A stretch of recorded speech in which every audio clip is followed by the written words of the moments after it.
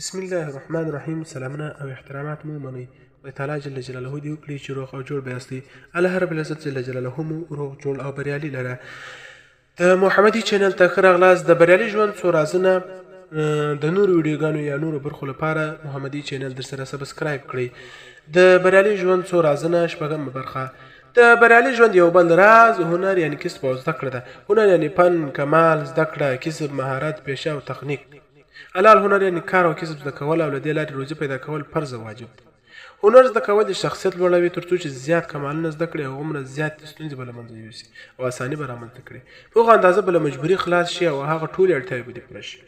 ځکه رسول الله صلی الله علیه و وصحبه وسلم ویلي دي: ما اکل احد طعاما قط خیر من ان یاکل من عمل یدیه وان النبی الله داوود علیه السلام كان یاکل من عمل یدیه. رواه البخاري. لمقداد رضی الله تعالی عنه نه روایت وایي رسول الله صلی الله علیه وسلم ویل: هیڅ چا کله داسې خوراک نه ده کړی چې غوره یعنی بهتر دی وي له هغه خوراک چې په خپل لاس یې ګټلی وي. ځکه د الله جل جلاله نبي داود علیه السلام چې و د خپل لاس له ګټې به یې خوړل. یعنی کوم څه چې په خپل کار کولو سره په خپل هنر او کسب وګټي ډېر غوره، پاک او بهتر ده له هغو څخه چې بل چا ګټلی وي او ویې خوري. په دې کې توجه او لارښوونه دا ده یعنی حلال کسب، هنر او کار ته ده. ځکه په حلال کار کې ډېرې ګټې دي. د هغو له جملو څخه یو څو ګټې دي.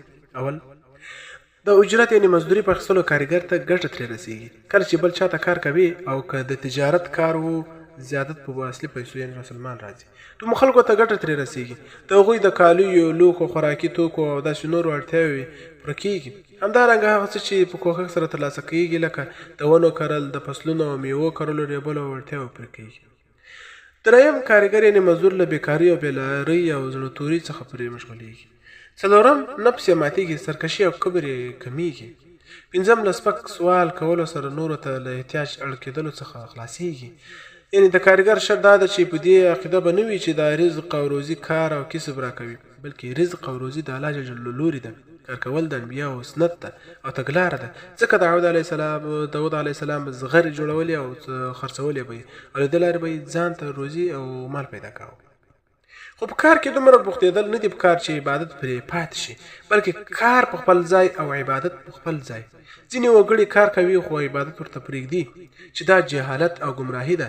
عبادت په هیڅ شي هم نه شي پرېښودل کېدلی، ځکه الله جل جلاله انسانان او پیران د عبادت لپاره پیدا کړي دي. ما خلقت الجن والانس الا ليعبدون. خوشحال خان بابا رحم الله څه وایي: که تعالی او هنر دواړه سره کېږدي زه خوشحال به پکې ونیسم هنر. تعالی ته کتل، کار او کسب نه زده کول، بل چاته تمه کول، دا هغه څه دي چې سړی له سړیتوبه اچوي، بزدله کوي، جرأت یې له منځه وړي. تل به یې بل چاته لاس نیولی وي، یعنی سوال به کوي، خلک به په بدنظري ورته ګوري، بالاخره به تنګ ژوند لري، له ژونده به یې هم زړه تور وي، له خلکو هم.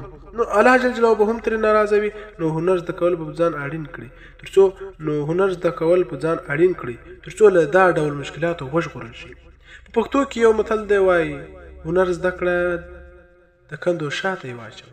یعنی کار زده کړه، بس کله چې دې اړتیا شوه کار ترې واخله.